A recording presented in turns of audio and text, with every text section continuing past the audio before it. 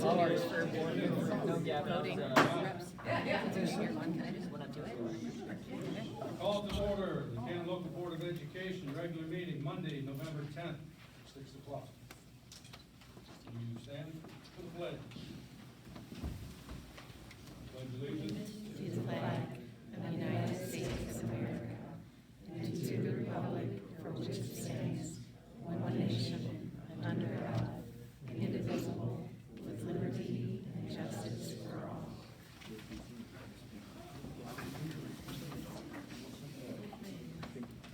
Mr. Schatz, will you call the roll? Dr. Noel? Mr. Brown? Here. Mr. Knight? Here. Mr. Leslie? Here. Ms. Davis? Here. I get a motion to adopt the agenda with the addendum on it. Second? I'll second. Any questions or concerns? Mr. Schatz, will you call the roll? Ms. Davis? Aye. Mr. Knight? Aye. Ms. Brown? Aye. Dr. Noel? Mr. Leslie? Aye. I'll make the motion to approve the minutes of the regular meeting, October 20th, 2025, and the special meeting, October 20th, 2025, as written. I get a second? I'll second. Any questions or concerns? Were they updated? Yeah, everyone had copies of the updated minutes. It's in the Google folder. and Okay. In your packet, so. Okay, perfect. Mr. Schatz? That's all correct. Thank you. Mr. Schatz, will you call the roll? Mr. Kresge? Aye. Dr. Noel? Aye. Ms. Davis? Aye. Mr. Knight? Aye. Ms. Brown? Aye. Okay, let's go to the school report. Well, we have some celebrations, some athletic celebrations, but before I get to that, I wanted to give a little bit of a board update. This past Tuesday, as disappointing as it was, the renewal levy was not successful. That does not diminish the commitment we have toward our students and toward our community, and the belief and the importance of this renewal.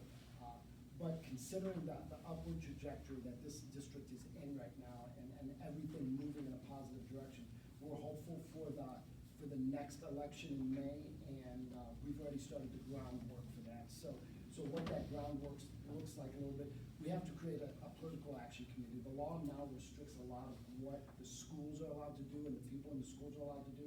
So we have to form a political action committee. We've already started to collect names of individuals in the community who would be interested in serving on that committee. We also are, right now, have resolutions that are being created so that we can consider them at the December board meeting to put those items on the ballot in May. We're looking at signage, we're looking at mailers. We've already had somebody want to donate the billboard on 800, so a lot of those things are in motion.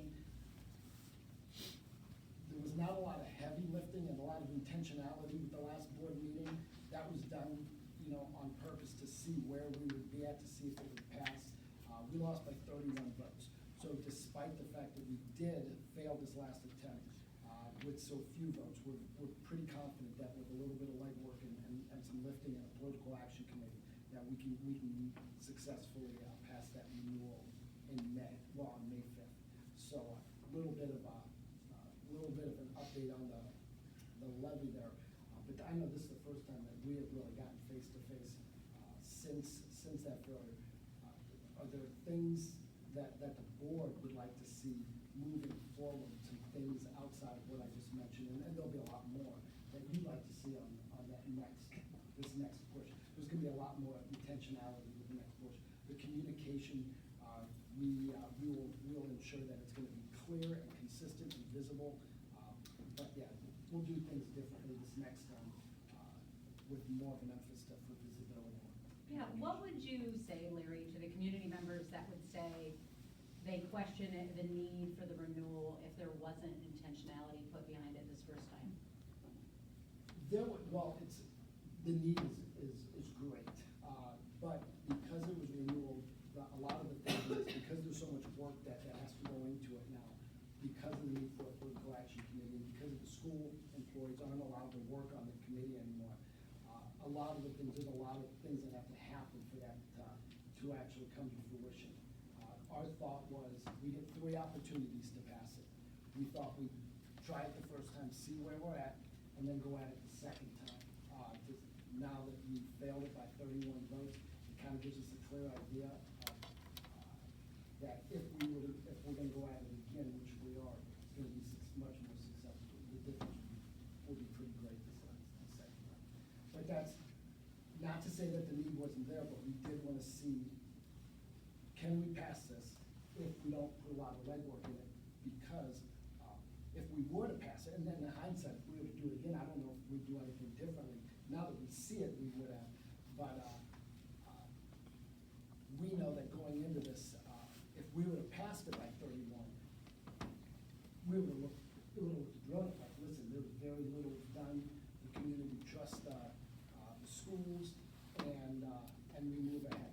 Well, it failed for the first time, so we're gonna be much more intentional about it the second time. We still have 2 more opportunities to pass it. Okay, I'm not sure I agree completely.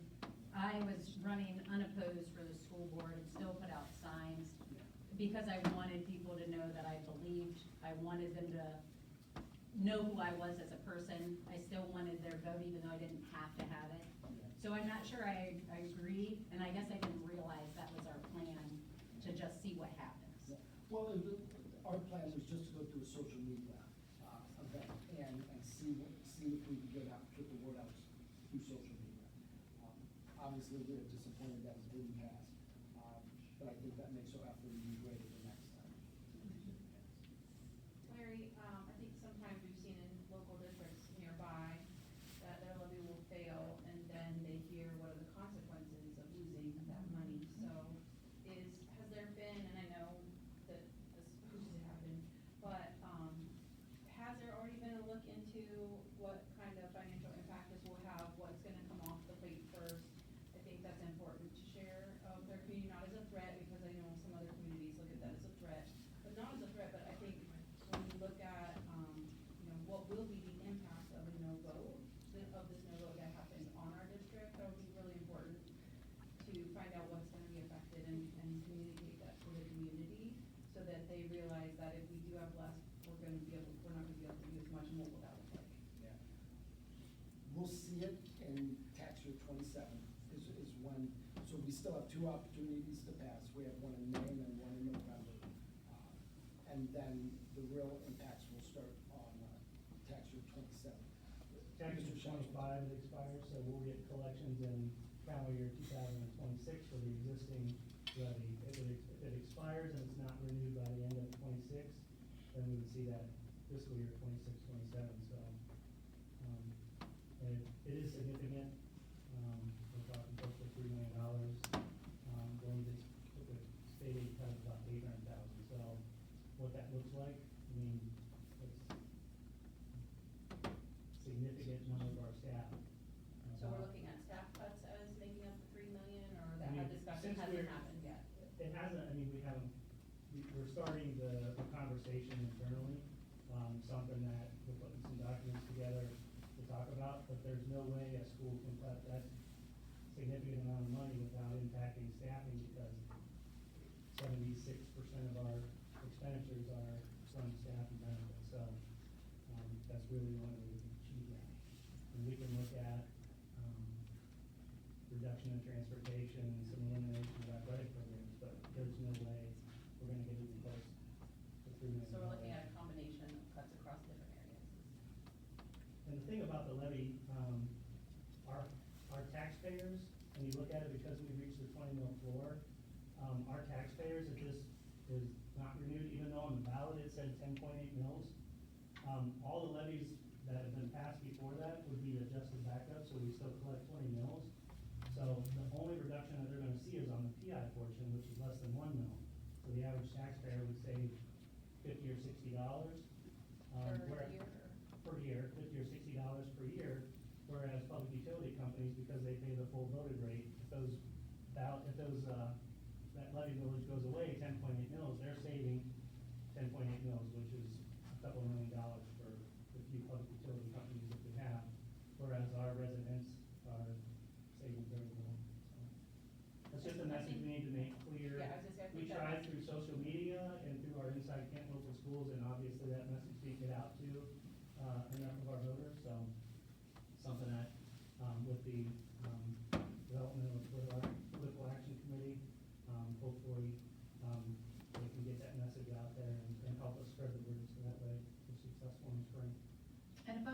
our projection correctly for the fiscal years ahead, if 30 million is our revenue, and we would lose 10% of our operating revenue. In addition to the $800,000 in state Okay. dues, which you say, yeah. Well, in the past too, renewals have normally passed, right? So this is unusual for this to happen. And now with the restrictions, but now with the restrictions that are on the school system, I think the approach that they had first was, let's see how it works and let's see how it goes.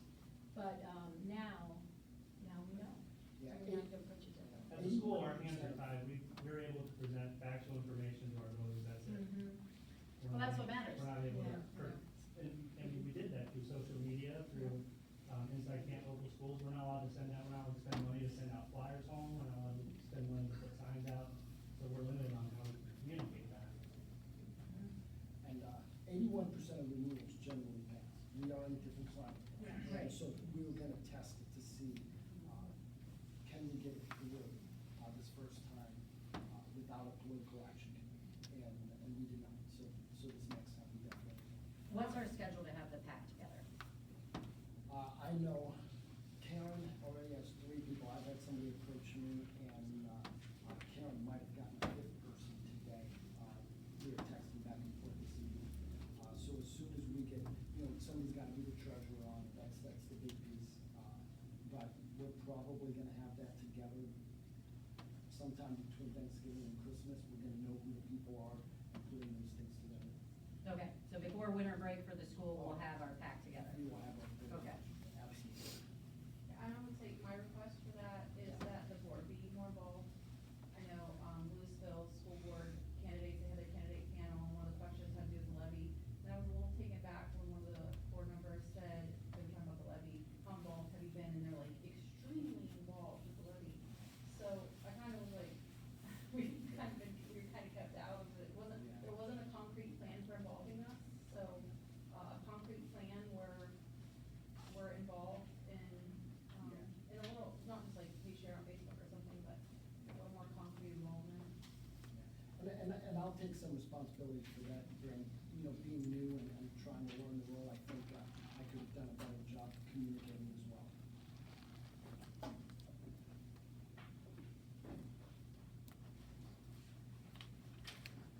Okay, we have some celebrations.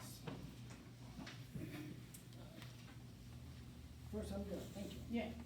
We have some Wildcats of the Month to announce. So Lanny White, where are you, Lanny? Come on up.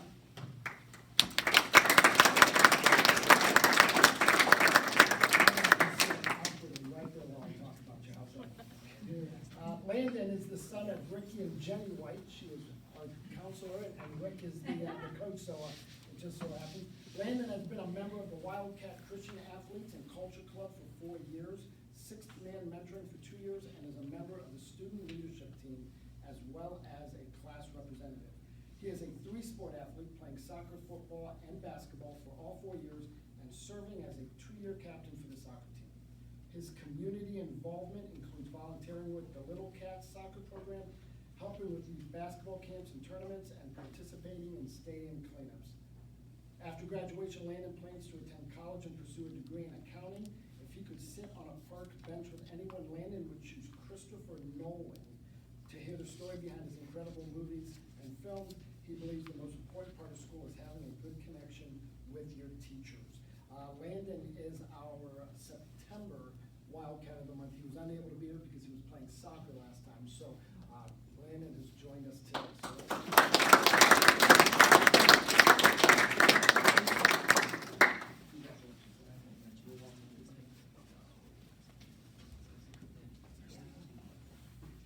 I'm going to call up the November Wildcats now together. If I could have Ronan Lang, come on up, Ronan, where are you at? And Sam Miller.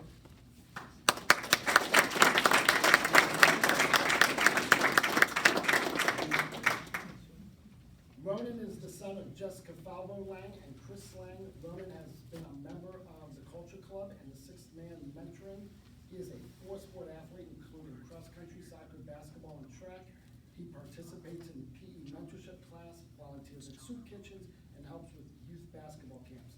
After graduation, he plans to attend college and pursue a career In the medical field, when reflecting on his high school experience, Ronan says the most important part of school is to enjoy the time there and make it worth it. If he had to use a hashtag to sum up high school, he would use be present. So, congratulations, Ronan. Sam is the son of John and Gina Miller. He has participated in Culture Club and Sixth Man Mentoring for 2 years. He is a member of both National Technical Honor Society and National Honor Society. Sam has participated in soccer and basketball for 4 years. He volunteers by helping with youth soccer and basketball camps and plans to attend college after high school and study interior design. Sam says the most important part of school is making the most out of your time and living every moment to its fullest. If he could sit on a park bench with anyone, Sam chooses to sit down with Jesus. So congratulations, Sam.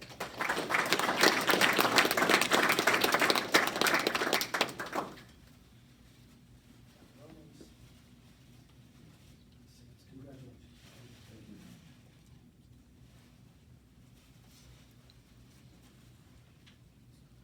We have some athletic recognition now. I want to, if I could, well, I'll tell you, we'll bring you up one at a time. We'll have the line up here. Coach, if I could have you. We're going to welcome up the Canton South boys soccer team.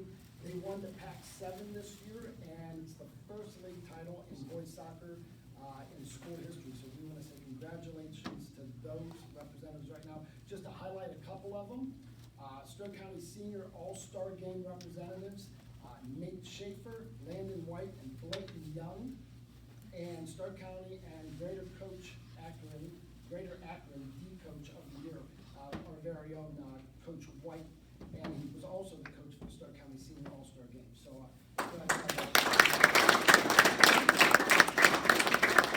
and also to recognize Rick's assistant coaches, Coach Miller, Coach Jepson, and Coach Carr.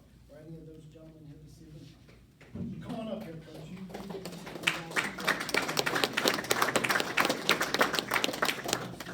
when we call you up, if you could come on up, we're gonna try to line you up over here. Coach Dye, if you come over here, and then we can get a picture of the guys. Awesome. And then we're done. So. Perfect. I'll read the ones who are here. Sam Duncan.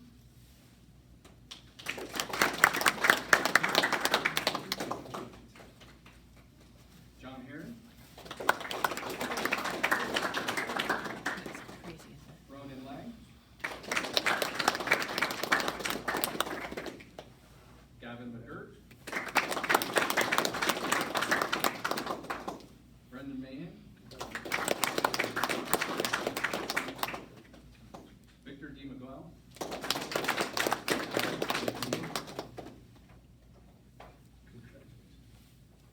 Dylan Miller.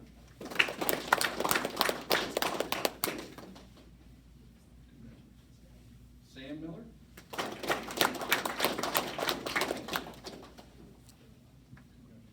Riston Misko.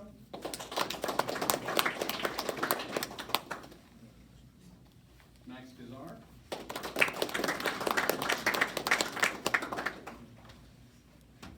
Taj Patel.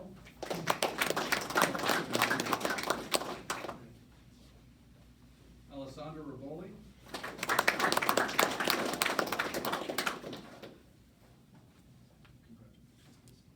Nathan Schaefer.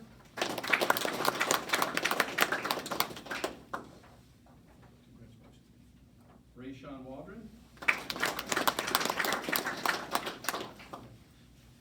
Jacob White.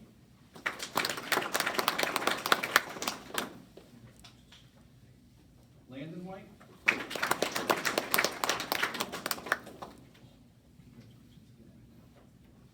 And Desmond Young.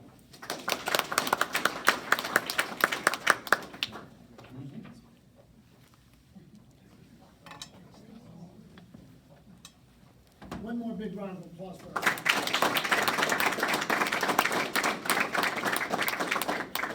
Thank you, gentlemen.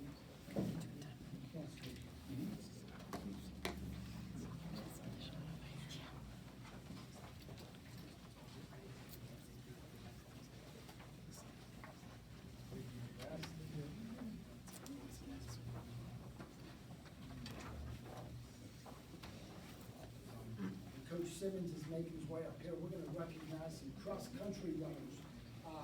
We have with us sophomore Logan Howard. He became Canton South's first ever boys cross-country All-Ohio, finishing 24th in Division III state meet. And we have junior Braden Piper, who also shined in Columbus at the state meet. He's improved to number 11 all-time on the school's top 20 list with a 72nd place finish at the state meet. So congratulations.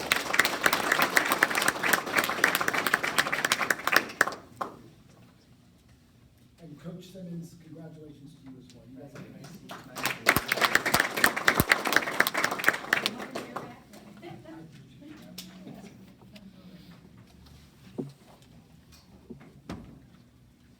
And again, the last thing that I wanted to talk about was Tarzan, but I don't want to take Marie's thunder, so she's going to give us an update on Tarzan. That's it. Oh, yes, all of you. You can stay if you'd like, or you're welcome to leave at this time. Thanks for coming. Congratulations. Congratulations. Nice job.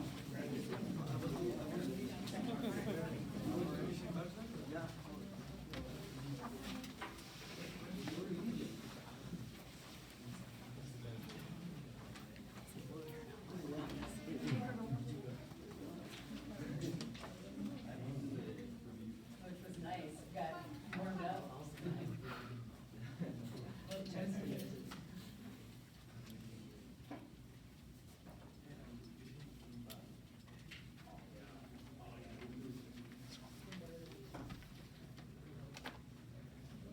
Do we have any hearing in public?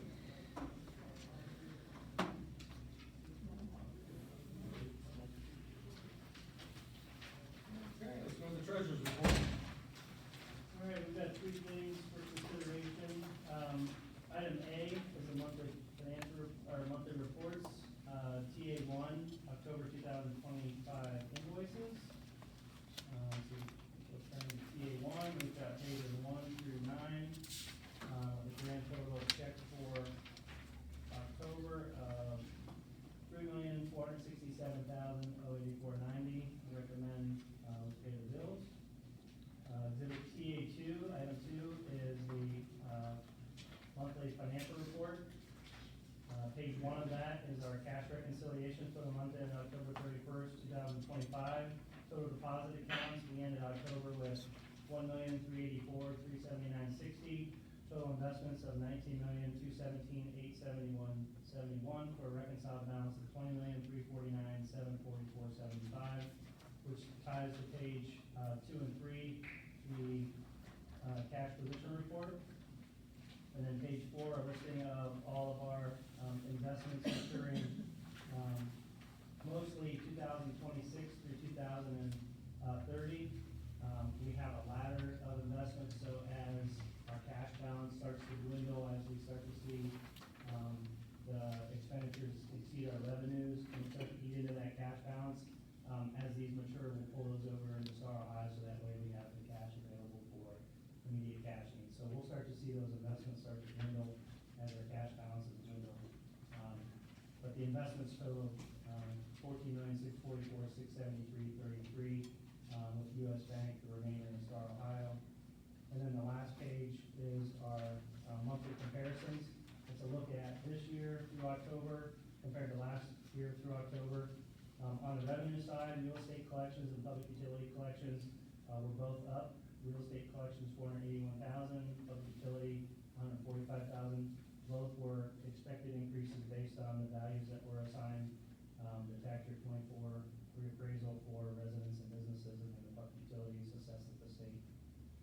Foundation, we're down close to $200,000 in foundation, actually a little over $200,000 was restricted, and that number will continue to increase as we go. So we're expecting to see a total reduction of the year of about $800,000 in our unrestricted and restricted status. So we're at the funding guarantee. So what that means, it doesn't matter if, we could bring in 20 or 30 additional open enrollment students, not gonna matter, we're at the guarantee, we have to bring in so many students that it's not gonna leave us up off the guarantee.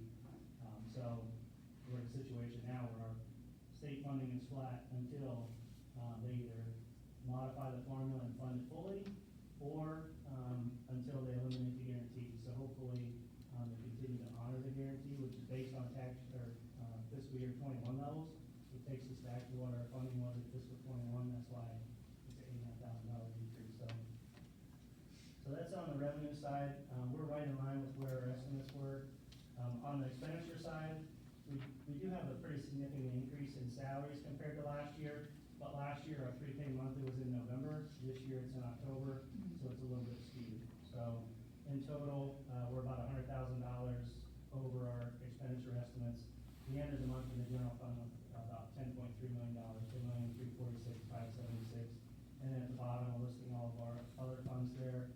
That total of $20,349,745, that ties to the reconciliation. So I recommend the monthly financial reports for approval. And then, item 3 of A, exhibit TA3, donations for donations for October of 25, I should say. Teresa Persis, $100 donation to Auto Technologies. Scott E. Hamilton Foundation, $600 donation for kindergarten books. Scott E. Hamilton Foundation, $500 donation for scholarship. LED Transportation, a donation of $100 for speech and debate. Mallory Douglas Davis, a donation of $20 for speech and debate. Donna Ring, donation of $250 to boys soccer. Angela Brown, thank you very much, donation of $100 to feed the team for football this year. And then girls basketball, we have 4 donations there. Rival Farms LLC, $1,700. Ames Collision Center, $100. Infinity Homes and Remodeling, $250. SRS Cabinetry, $250. And then, to date, through the end of October, we had Veterans Day donations. We'll continue to have those, and report on those for November at the next, meeting. Ralph and Gloria Wellendorf, $100. Roger and Sherry Rodocker, $25. Robert and Vicki Larson, $25. James Hampton, $50. Camp chair rental, they've donated the use of banquet chairs, tables, or banquet tables, chairs, and a coffee maker valued at $1,295. All we have to pay for that is delivery and setup. So I recommend we approve the donations, and thank you very much to all of our donors. Very much appreciated. I get a motion to act on item A, 1, 2, and 3. Make a motion. Second? I'll second. Any questions or concerns? Mr. Schatz, will you call the roll? Ms. Brown? Aye. Mr. Zadowski? Aye. Dr. Noel? Aye. Ms. Davis? Aye. Mr. Knight? Aye. All right, item B, we have, depository agreement with the Bank of Magnolia for, the calendar year, January 1st, 2026 through December 31st, 2026. This is the same agreement that we approved for 2025 for deposits up to $12 million. Typically, we use the Bank of Magnolia because of its, location close by all of our buildings. So that way our building cafeteria, athletic department can deposit locally here. And typically our balance in that stays, under $1 million, so we're well within the depository agreement. So I recommend the depository agreement with the Bank of Magnolia for 2026 approval. And a motion to act on item B. So moved. Second? Second. Any questions or concerns? Mr. Schatz, will you call the roll? Ms. Brown? Aye. Mr. Kibesky? Aye. Dr. Noel? Aye. Ms. Davis? Aye. Mr. Knight? Aye. And the last thing we have, establishment of new, student activity funds. These are 200 funds, and, the 4 that we're looking to approve are, we do have the class of accounts, so they go clear back to the beginning of time. But we have the class of 2026, class of 2027, class of 2028, class of 2029. These would be in addition to those, so the funds would stay with the freshman class, the sophomore class, junior class, and senior class for things like pennyworths, things like that. So the funds would stay in the freshman class, so next year's freshman class would have that to use, whatever's left over in that. So it'd be in addition to, it wouldn't impact anything that's going on in the class accounts, the money that's raised for the proms and things like that carry with the class. This would stay in the freshman class, with the Great. freshman class advisor. So I recommend approval of those, 4 additional student activity funds. I get a motion to act on item C, 1, 2, 3, and 4. Make a motion. Second? I'll second. Any questions or concerns?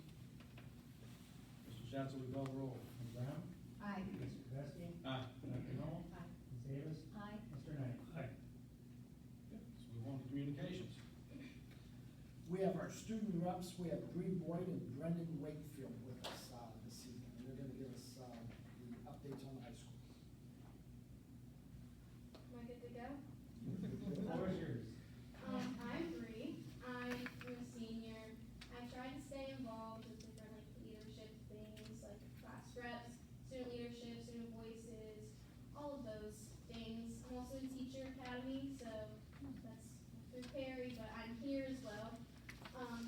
I am gonna read off my phone because if not, I'm going to get so off topic. It's gonna be ridiculous. Alright. Good evening, everyone. I'm happy to share some of the recent highlights and upcoming events from our schools. First, our school musical this year was Tarzan. The shows took place over this weekend on Friday, Saturday, and Sunday. The cast and crew worked hard to present an exciting and heartwarming performance of this musical. If you attended, I'm sure you enjoyed the thrilling sight of this cast swinging on vines across the stage.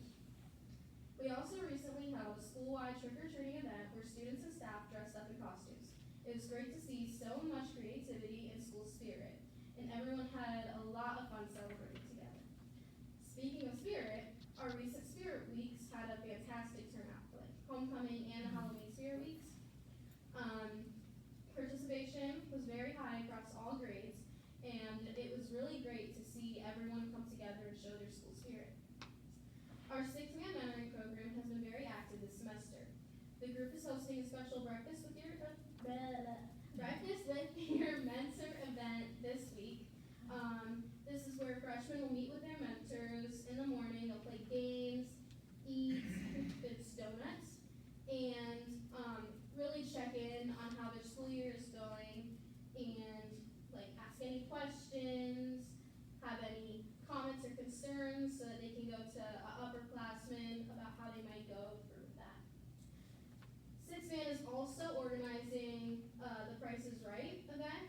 So the members and staff have donated items to create a complete Thanksgiving feast, which will be given to a student who guesses the closest price. They will guess during the lunch periods, and I know we have a gift card for a ham. We have all like the normal Thanksgiving things, and it's a good way to help our community in a way that it's still a fun game. Because a lot of kids, they're not comfortable reaching out for the help. But if it's a game that's at the cafeteria that everybody is participating in, then it doesn't feel as much as they're needing the help, which a lot of kids get embarrassed by. So for the past 2 years, I've been a part of Career Tech program, Teacher Academy. So right now, the seniors are starting their second internships. So we get to go and pick whatever kind of teacher grade we want to teach at, and we get hands-on experience with what being a teacher is actually like. So we grade papers, teach lessons, all that kind of stuff. And we're going to do that throughout the entire year. We also plan a bunch of lessons and do a lot of projects, and we go to different schools around the community and like around the districts. So we've gone to Faircrest. We're going to Faircrest again next week. We've gone to all of the schools in Perry, and it's a great way to take the learning that we're doing and actually apply it instead of just learning it. And our juniors will be starting their internships after winter break, and they'll have the same opportunity. They can go to whatever school they want, whatever grade they want. Looking ahead, National Technical Honor Society is organizing a blood drive. Students and staff are encouraged to sign up and help make a positive impact in our community. So hopefully, I'll see everybody in here giving to the cause. I don't know about that, though. I know that if you sign up, you get a free pair of pajama pants. It's true. That's tomorrow. In addition, National Honor Society will be holding food distributions to support local families. One will be at the high school on November 13th, and another will be at Peace Lutheran Church on November 15th. We are very grateful for all of the volunteers and donations that we've had to go through with that. And finally, this Saturday, we'll be hosting a quarter auction. It's always a fun event, so bring your quarters and be ready to bid on some really great goodies. We've got baskets, we have like fun things that you can go out and do in the community. Like I know we always have like a movie thing. It's so much fun. If you can make it, it's a pretty cheap way that you can have a lot of fun and support your school. And there's also a bake sale happening there for student leadership. So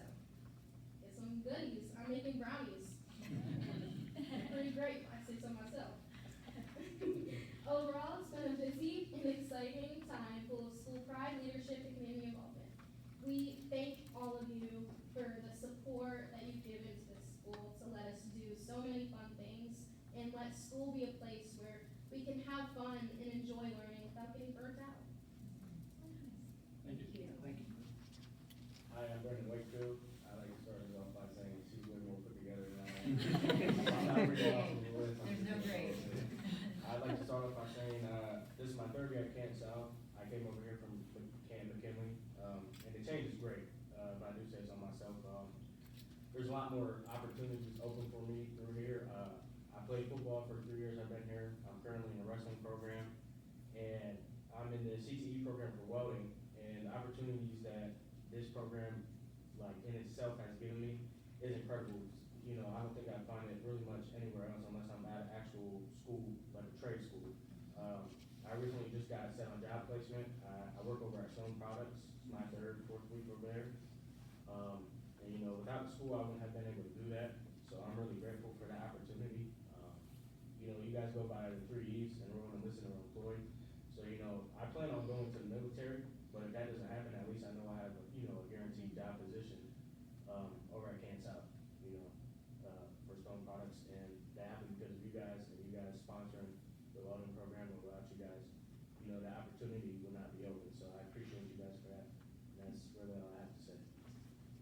It's great to have 2 CTE representatives today that are, you know, representing our program, diverse programs out of town. That's great. Thank you. Thank you. What branch of military are you looking at? Army. You're looking at Army. Yes, sir. Good for you.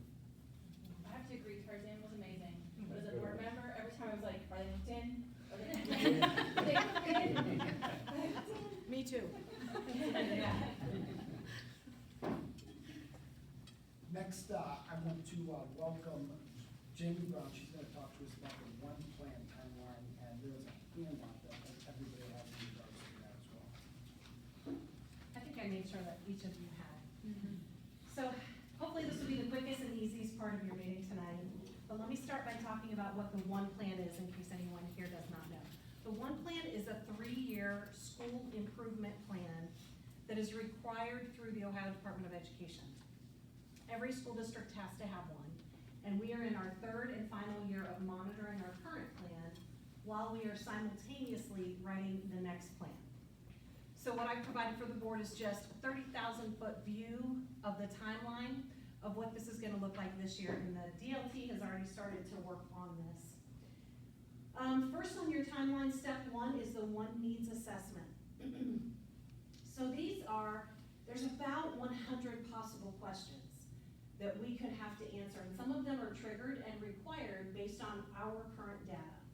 So if a district is struggling with their literacy rates, they're gonna be assigned required questions that you have to answer in that area.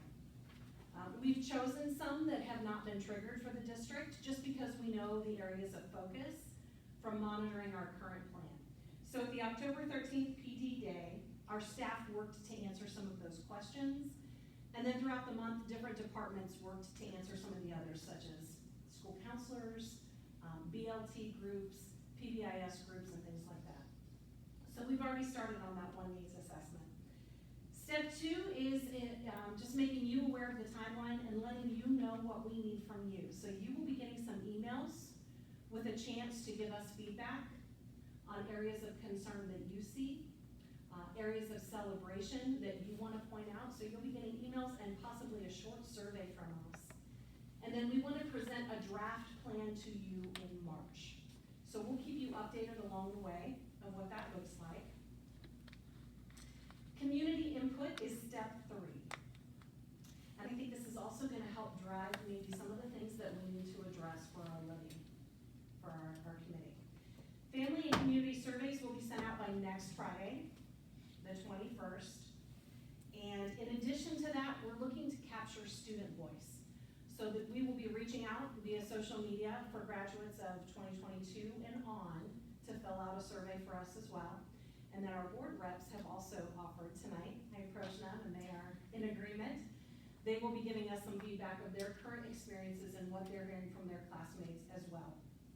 The community survey, that's gonna go out to businesses, That's gonna go out to sponsors and partnerships that we have in the area, because we wanna see, are we producing what you're looking for? Are we focusing on the things that are important to you and that you need to see as well? So that's the community input that we will be securing. Step 4 is to identify the plan, goals, and action steps itself. So our current plan has goal groups in instruction, graduation, and positive behaviors. Some of those are gonna carry over, we know that, but we have to tweak those, the measurement and the goals that we have for improvement. So the DLT is going to draft the plan, the goals, and the action steps in February.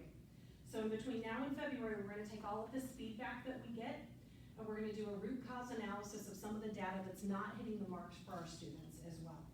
And then in February, we're gonna draft it together. And in March, we are gonna open it up for public comment on the website. We're gonna do a social media blast, get it in the newsletter so that the community knows that they can give us public input on the draft of the plan itself. We will amend and edit it and then get it in your hands by the 17th, your board meeting on the 17th, so that we can submit it to the state by spring break. That'll give us plenty of time to take their feedback and to start working on how we're gonna measure it and monitor it for our May DLT meeting. So that's kind of what the overview looks of the timeline. Do you have any questions for me? Okay, I have one question, but first of all, thank you for your work on this. It's You're welcome. amazing. Yeah. But, I'm gonna make the assumption, will we be able to see the family community survey results? Will they be Absolutely. shared with the board? Mhm. Awesome. I'd love to see Staff that. responses to the questions, community, family, alumni, and student feedback will also be presented to you. Yeah, absolutely. Just because I like picking on Mark when he's here, what you said we would put it in our Canton Township newsletter for awareness, Inside of depending on the local? schedule for when the, yeah, the Canton local one, but then also the Canton Township one too. Yeah, the school always, anytime that, yeah. you have So I don't know something, when let their us know. calendar publication dates are though, it might not line up, but at least, I love how she did that. She looked at you and said, basically, no pressure, but can we No, get it in we there? always open up a spot, so. That would be fantastic. Thank you for that. Good idea. cool, no, I agree, thank you for putting this together. Thank you. Thank you, Jane. Thank you. That leaves us with the preschool update. I just wanted to share with everyone a little bit about how preschool's changed a little bit. Early, ODE moved the responsibility of managing early childhood education grant, and they moved it to the Department of Children and Youth. And because of that change, it's been significantly more difficult for some of our families. Because of that significant change, enrollment has decreased quite a bit. So as a result, the state has now allowed all students with disabilities to automatically qualify for that early childhood education grant. And in doing so, it's opened up spots in our preschool which allow for students who normally would not be eligible because of income status. They have now been allowed to apply to the preschool and fill those open spots, which are, it's on a sliding scale similar to what the ESC does. But now we are filling those seats with students who in the past were not eligible for it because of income. They're now filling those seats and they're paying, depending on the sliding scale, to fill those seats. So it's benefiting us economically as well as filling the preschool classrooms. So I just wanted to give you an update on that preschool. How much of a drop? I would say, Jason, what did Allison say? I mean, it's significant. I think it's almost Really? a third of the classroom we were able to fill. Right, I think we're able to have about 15 to 20 spots. Wow. Okay. Right, for It people was that enough that want we to- wanted to move. I'm not sure how many we have enrolled so far. I do know we have several already, and that we just opened that up November 1st. So Oh, okay, we're so that's starting to hot off the get press that there, now. okay. And then the fourth item on communications, the update on the baseball coach search. We start tomorrow. Tomorrow and Wednesday, we will be interviewing candidates. We are looking at 6 candidates so far for that baseball coach. There are some other candidates now. We are asking that they have high school coaching experience. Those candidates that do, they got a first round interview. If we would happen to go through that first round and not find our candidate, we would open it up to those other candidates who apply that do not have high school experience. But those interviews start on tomorrow, right after school. I know the timeline is very short. We know that the kids should be practicing. Our former baseball coach and the one that just resigned just did it not too long ago. So we have a short timeline, but we also, we're gonna start that tomorrow, so it's gonna move pretty quickly. It's Where are we in five candidates. So, but, that was it for communications. Okay. All right, let's go through the superintendent's report. For personnel, we have the resignation and retirement. I want to congratulate Rich Warner. He is the head custodian of the middle school. He is resigning effective July 14th, 2026. And congratulations to Crystal Boyce.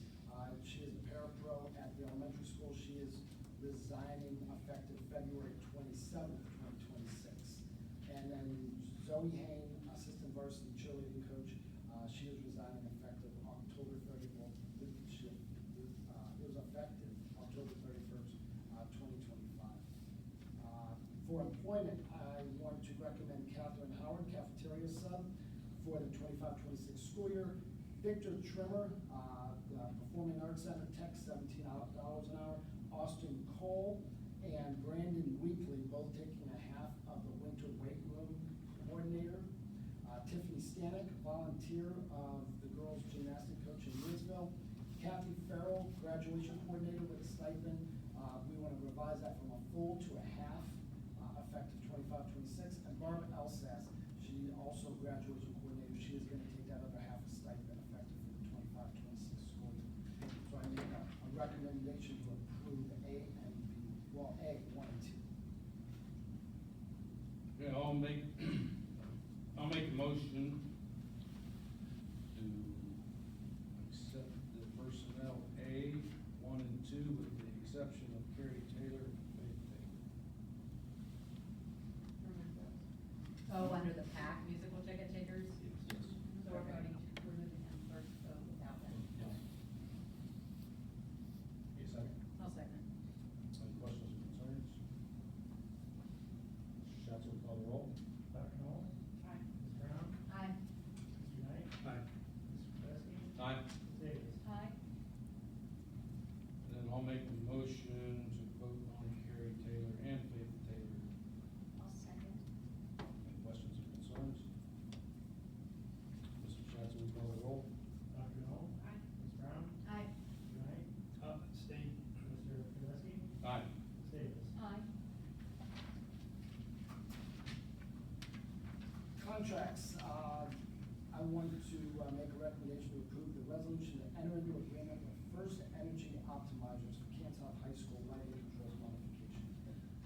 I did send an explanation of that.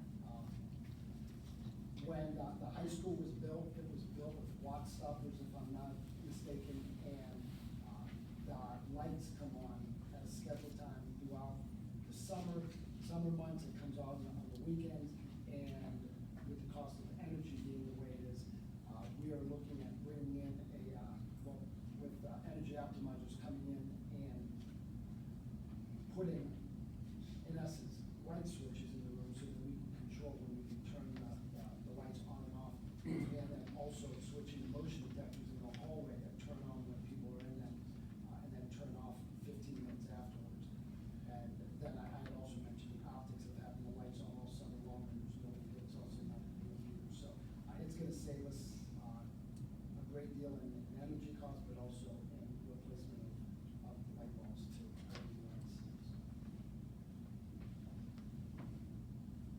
I wanna make a motion, I wanna recommend the agreement with Fairless for education of students at West Campus. We currently have 2 students at Fairless that are being educated at West Campus, and this would allow us to bill Fairless for the services of those 2 students. And we're also, the goal is to get close to 10. If we can maintain 10 students in there so that the program can be self-sufficient, self-sustaining.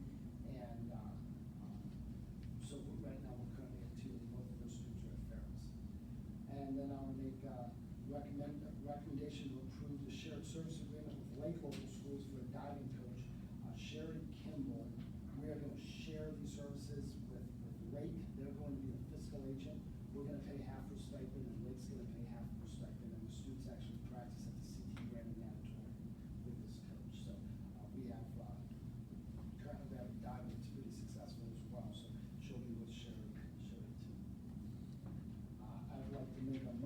recommend contracts. I'm sorry? Oh, Don't pick on it. Trying. That's all we get. Trying to, Tom. I need a motion to act on item B, 1, 2, and 3. I'll make a motion. Second. Any questions or concerns? We don't have the same lighting situation at the middle school? We It do was not, okay. I didn't think so, but I wanted to make sure that we did. And then quick, just remind me, what's the total where we have to bid something out, a competitive bid? What is it, is there a dollar amount? 75,000. Okay. Mr. Schatz, will you call the roll? Dr. Null? Aye. Ms. Brown? Aye. Mr. Knight? Aye. Mr. Koreski? Aye. Ms. Davis? Aye. All right, I'd like to make a recommendation to approve the board policy, the first reading today, so that we can discuss it today, look at it, make tweaks as we need fit, and then have it ready for second reading and approval in the December, or on the December board meeting. So, recommendation to approve board policy. I get a motion to act on item C. So moved. Second? I'll second. Any questions or concerns? Yeah, something caught my eye with the transportation, both for like the buses and the non-buses, I didn't, The alternative. yeah, thank you. What So, policy number was that?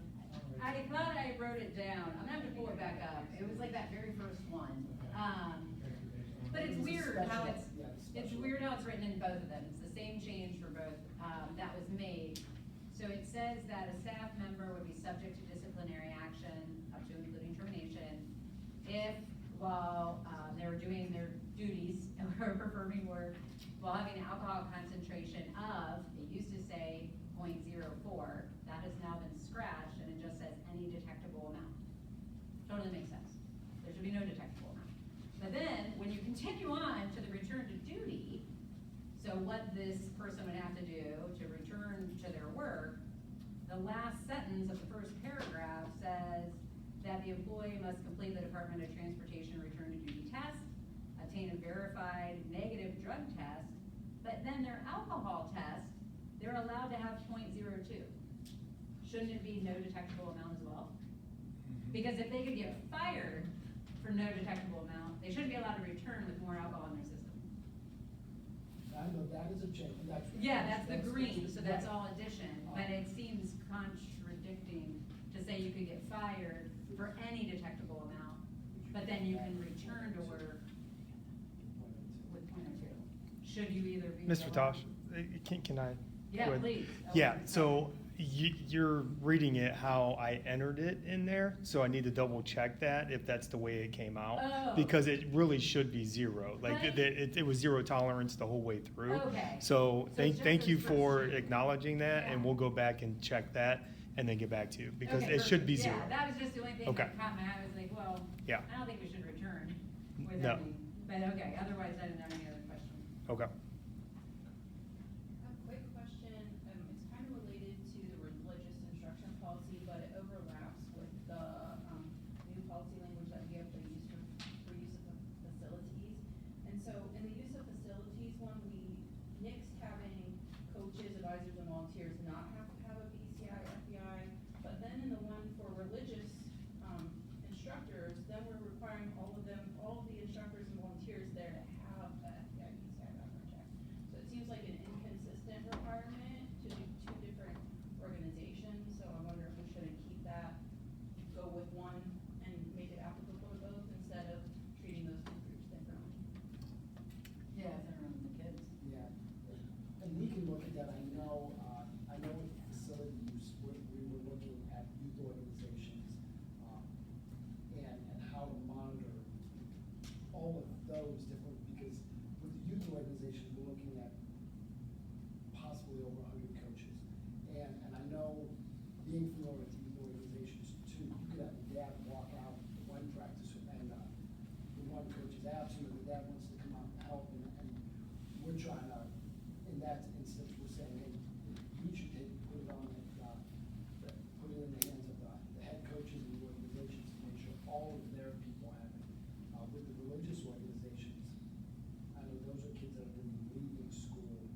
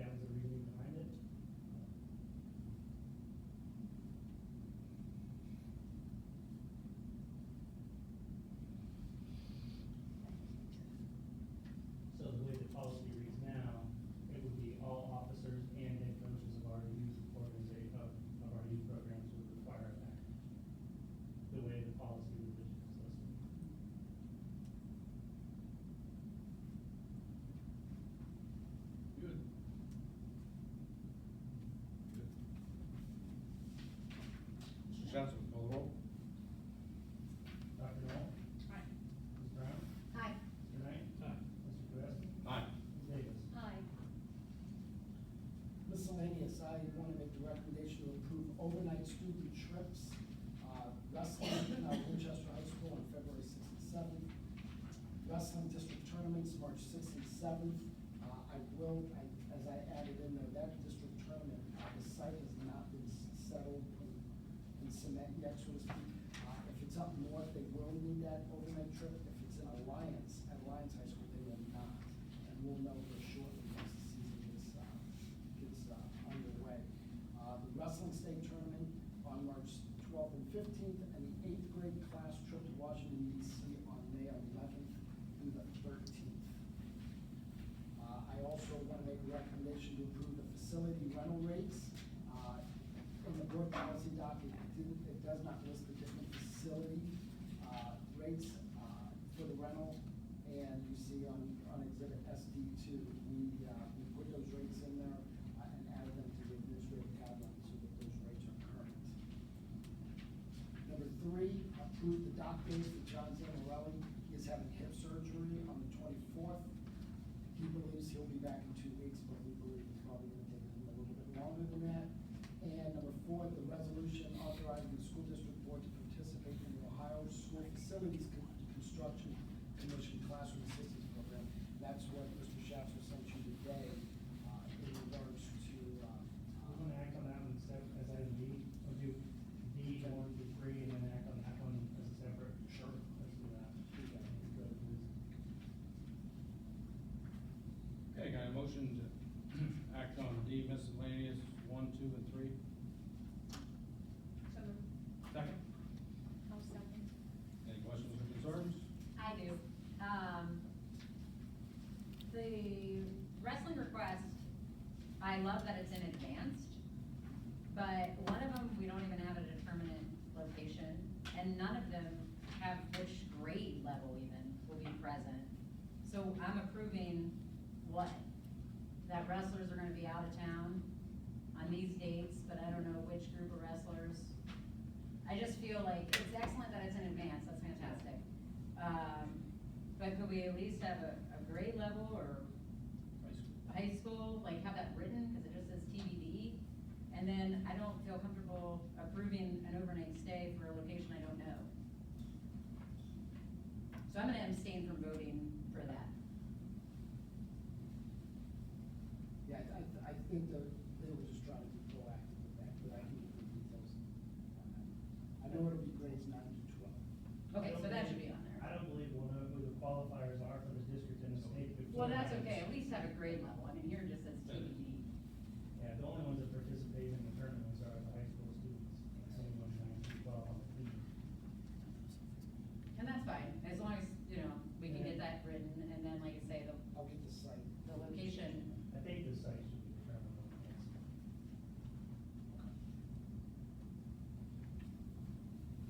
If you could conditionally approve them with a request for more information as it gets updated. Yeah, I'd be okay with that. As long as we have it before they depart.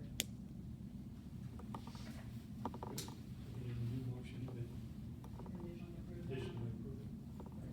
Additional information provided as it's received. Jason, you have that? Someone wanna make that motion? Make a motion. I'll second it.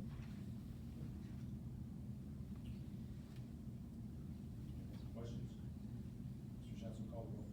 Dr. Knoll? Aye. Ms. Brown? Aye. Mr. Knight? Aye. Mr. Tedeschi? Aye. Ms. Davis? Informational items, board concerns? Oh, we have to do. We have to do Yeah, this. we Oh, have to do. okay. Forgot about Yeah. E, right? E. Yep. Go ahead now. You wanna, does he need to go through it again, or? Yes. I'd like to make a recommendation to approve the resolution authorizing the school district board to participate in the Ohio School Facilities Construction Commission Classroom Assistance Program. Okay, motion to act on item E. I'll make that. Second. Any questions or concerns? I just wanted to chime in, this is for the project that was already completed. Right. The middle school, we did it through the L program, so that's the expedited local partnership program, that allowed us to lock in our state share percentage, which at the time was 39%. The state is paying 39% of that middle school project, in addition to the Walker Elementary, abatement demolish, the old building. We were able to lock that in, do the project then, and then, wait for our number to get called for CFAP, which is the resolution you have, that's the Classroom Facilities Assistance Program. So what that allowed us to do is notify years earlier. We hit the market perfect because right after that, cost skyrocketed. I believe, I just did a quick AI search. From 2020, when we started the project till now, there's been over a 40% increase in the cost of build. And not only that, if we were to go into CFAP now, our ranking would go from 39% state share down to 25% state share.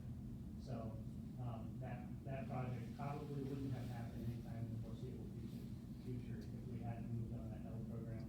The state is, kicking its share, as long as their board approves it in January, February. This is our step that we have to take for them to consider. And we would receive $7.8 million back towards that $19 million middle school project and, Walker Elementary demolish. That's exciting news for us. We've been waiting for 4 or 5 years for that. So, Mr. Schatz, will you call the roll? Dr. Knoll? Ms. Brown? Aye. Mr. Knight? Aye. Mr. Kvesky? Aye. Ms. Davis? Aye. Informational items, board concerns? I just have, the information items. I think you're well aware of all the overrides of the vetoes of the line in the school funding, how it's going to go about, which I think Jason explained a little bit last month. And other than that, there are a few things going on now that are just going into committee that we'll just wait and see how they pan out. But, it's going to be an interesting ride here to see how the funding is going to go. Several of the bills that were passed by the House are now being considered in the Senate, and those, there's 3 bills, that will impact property taxes, the types of levies that you can do, how the 20-mil floor is calculated for districts that have emergency and substitute levies. So, property tax structure in Ohio is definitely, on the move, and the Senate's considering that now, and so what it looks like when they're done, I'm not sure, but there is going to be some change in how property taxes, and specifically they're targeting schools. So the attack is real on public education right now as far as state funding and with local property taxes. So, we understand property taxes mean we wish the state would be more of a partner in that rather than putting it all on schools. But it's kind of where we're at right now. We've done our part, we've tried to advocate. I've gone down to Columbus, our associations are all, testifying in front of, they testified in front of the House before they were passed, and also, testifying in front of the Senate. So, making sure our voice is heard. Unfortunately, right now, I'm not sure they want to hear it, so. Oh, thank you for doing it though. Somebody's gotta be a voice down there. It's important for us to stand up for what we think is right. For public education is vital to Ohio and to our community, so. I just wanted to publicly, share the letter that Ed Barnes sent to our board and school district about our conversation regarding Sunday, activities, and he sent a nice letter, thanking us for the continued conversation, and also for, said, I deeply appreciate the value statement shared during the recent Board of Ed special meeting, and, what stood out to me was a shared foundational respect for preserving a day without school obligations for faith, family, and rest. And, ended the letter with, I hope this conversation will lead to a written value statement or policy that can help guide future decisions at the district board and administrative level. So just want to acknowledge our receipt of that letter from community partner. Other business? If there's any questions pertaining to the agenda items or board actions, questions can be emailed to larry.tosh@cantlocal.org, jason.schatzel@cantlocal.org, tom.kvesky@cantlocal.org. Okay. On executive session, I'll make a motion to go in executive session for the purpose of evaluation of a public employee. Second. Second. Okay. Mr. Schatz, will you call the roll. Any action? Don't we have to say so with action? We don't have to, but if there's no action taken, you can go ahead, we don't expect any action. No, no action then. Ms. Davis? Aye. Ms. Knight? Aye. Ms. Brown? Aye. Dr. Knoll? Aye. Mr. President? Aye. Back to regular session. I'll make the motion to